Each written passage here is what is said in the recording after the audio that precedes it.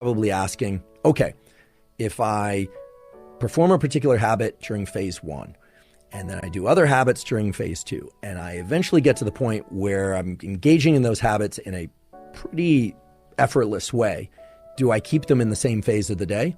And the good news is the literature says it doesn't matter. And in fact, moving that particular habit around somewhat randomly can actually be beneficial to you, because actually moving it from one time a day to the other is that context independence that we really are seeking. By being able to do the same thing that we want to do, regardless of time of day or circumstances, that's how we know that we've achieved a real habit formation. That's how we know that the habit has been moved into certain components of our neural circuitry that just allow us to do it what seems like reflexively. Although earlier I pointed out that these aren't reflexes in the traditional sense. The reason for that is that this brain area, the hippocampus, that many of you know is associated with learning and memory, is not actually where memories are stored. The hippocampus is where memories are formed. It's where procedures, like I talked about before, procedural memory of how you're going to execute a particular sequence, where that's maintained.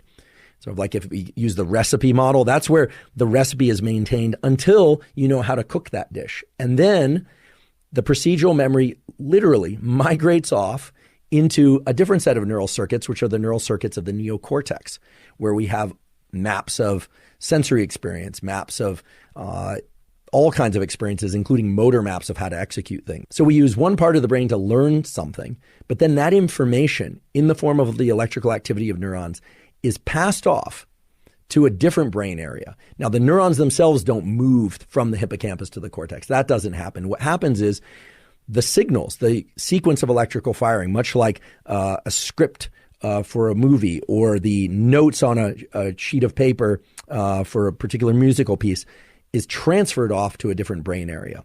So that whole process of really leaning into something that's hard, then it becoming easier, and then eventually that thing becoming more or less reflexive, involves a migration of the information in the brain.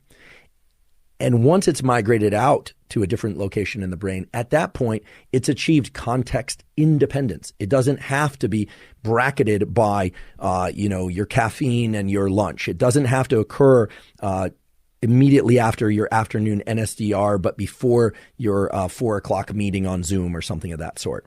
So all this is to say that once something has become reflexive, you should play with it a little bit about time of day. If you want to keep it in the same phase of day, great.